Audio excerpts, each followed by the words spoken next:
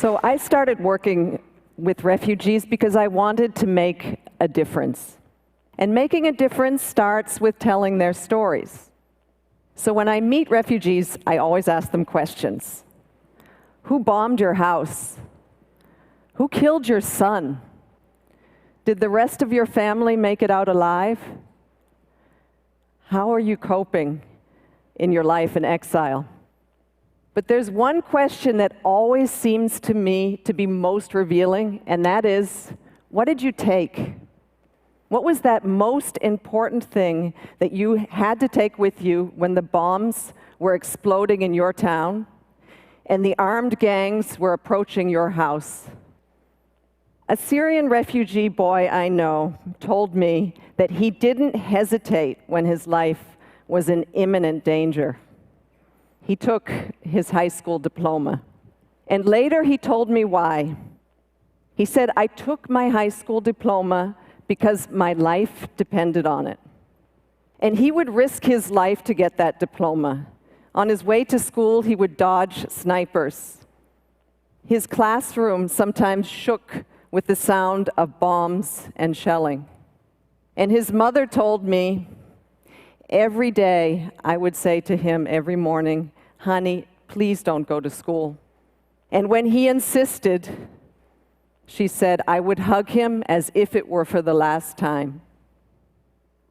But he said to his mother, we're all afraid, but our determination to graduate is stronger than our fear.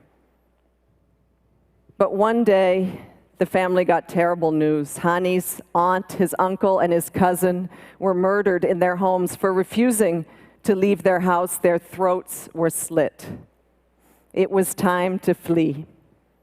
They left that day right away in their car, Hani hidden in the back because they were facing checkpoints of menacing soldiers. And they would cross the border into Lebanon, where they would find peace. But they would begin a life of grueling hardship and monotony. They had no choice but to build a shack on the side of a muddy field, and this is Hani's brother Ashraf, who plays outside. And that day, they joined the biggest population of refugees in the world.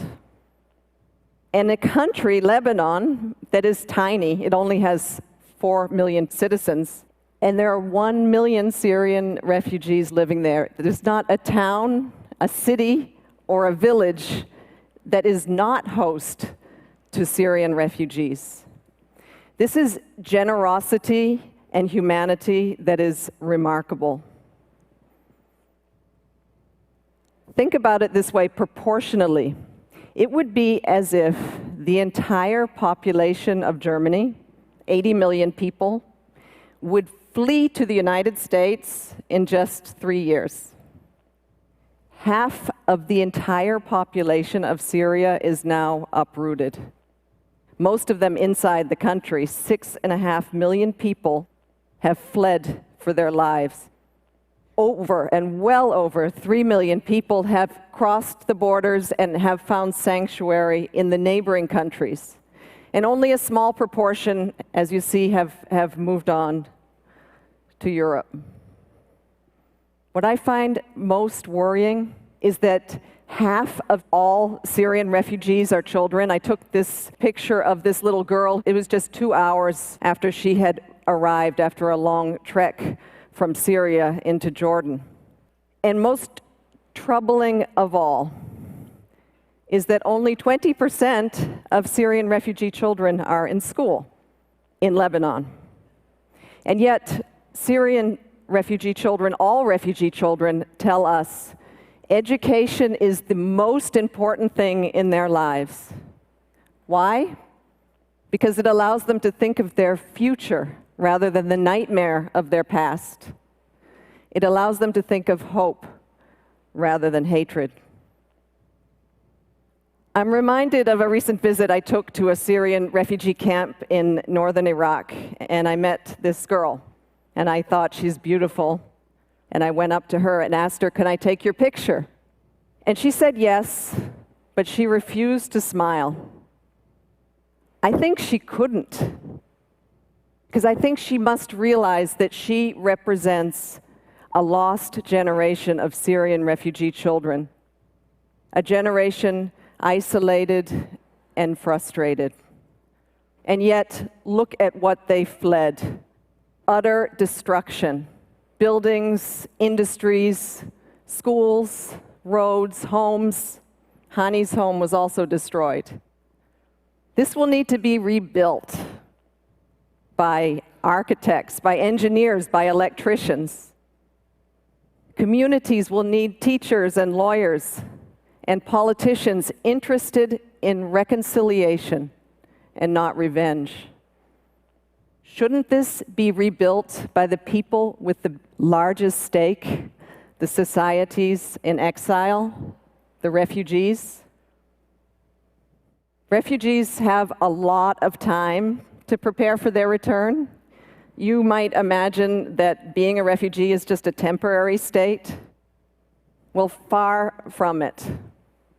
With wars going on and on, the average time a refugee will spend in exile is 17 years.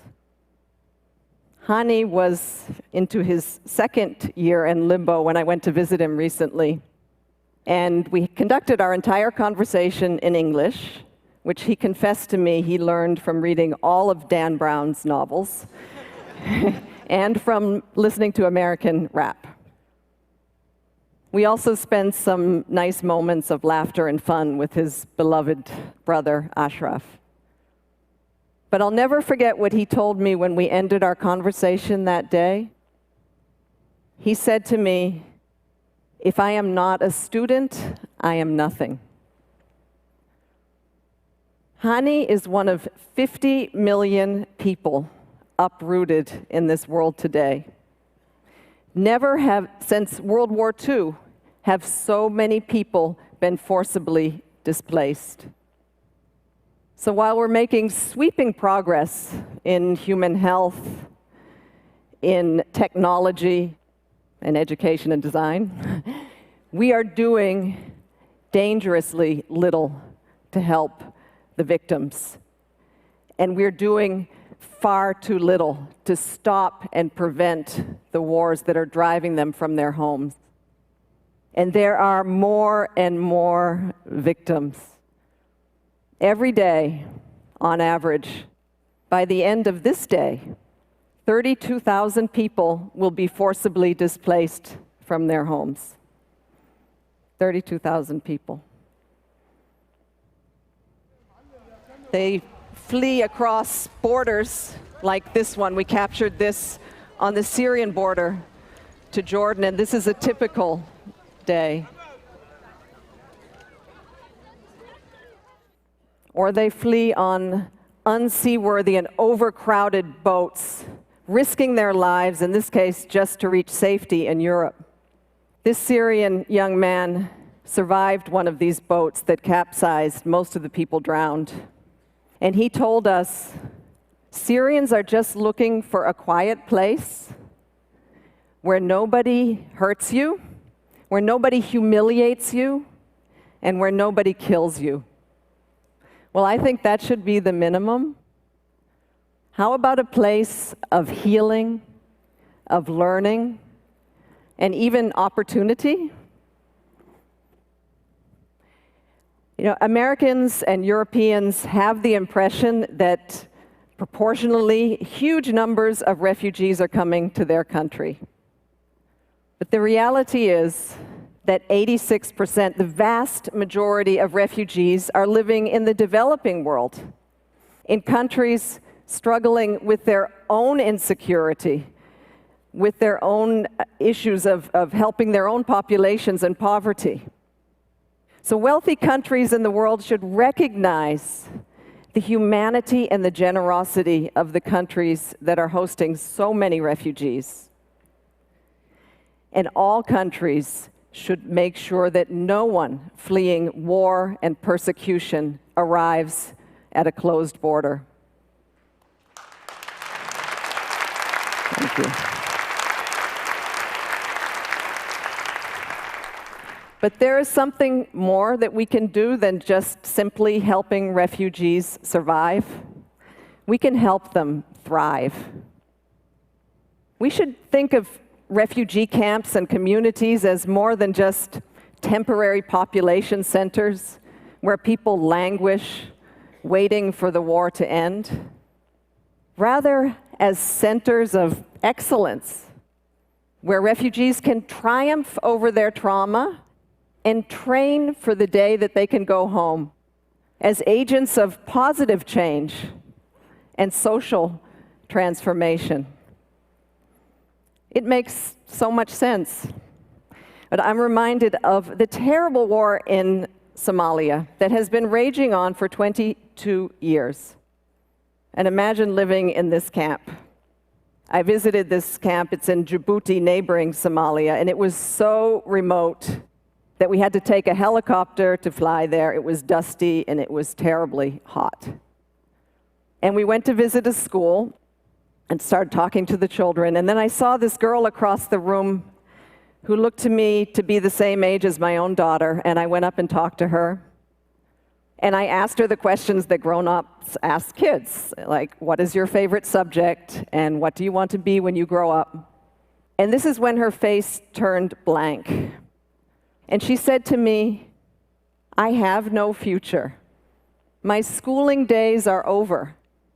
And I thought there must be some misunderstanding, so I turned to my colleague, and she confirmed to me there is no funding for secondary education in this camp. And how I wished at that moment that I could say to her, we will build you a school. And I also thought, what a waste. She should be, and she is, the future of Somalia.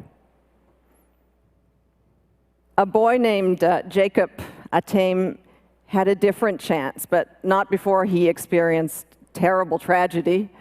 He watched, this is in Sudan, as his village, he was only 7 years old, burned to the ground, and he learned that his mother and his father and his entire family were killed that day. Only his cousin survived, and the two of them walked for 7 months. This is boys like him, chased and pursued by wild animals and armed gangs, and they finally made it to refugee camps where they found safety. And he would spend the next 7 years in Kenya in a refugee camp. But his life changed when he got the chance to be resettled to the United States. And he found love in a foster family, and he was able to go to school. And he wanted me to share with you this proud moment when he graduated from university.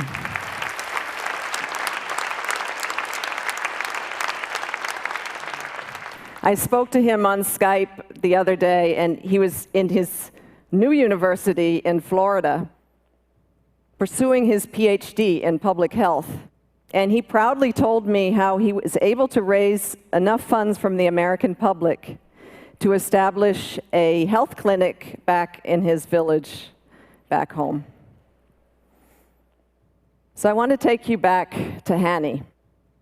When I told him I was going to have the chance to speak to you here on the TED stage, he allowed me to read you a poem that he sent in an email to me. He wrote, I miss myself, my friends, times of reading novels or writing poems, birds and tea in the morning, my room, my books, myself, and everything that was making me smile. Oh, I had so many dreams that were about to be realized. So here's my point. Not investing in refugees is a huge missed opportunity. Leave them abandoned, and they risk exploitation and abuse. And leave them unskilled and uneducated, and delay by years the return to peace and prosperity in their countries. I believe how we treat the uprooted will shape the future of our world. The victims of war can hold the keys to lasting peace, and it's the refugees who can stop the cycle of violence. Hani is at a tipping point. We would love to help him go to university and to become an engineer. But our funds are prioritized for the basics in life: tents and blankets and mattresses and kitchen sets, food rations, and a bit of medicine. University is a luxury. But leave him to languish in this muddy field, and he will become a member of a lost generation. Hani's story is a tragedy, but it doesn't have to end that way. Thank you.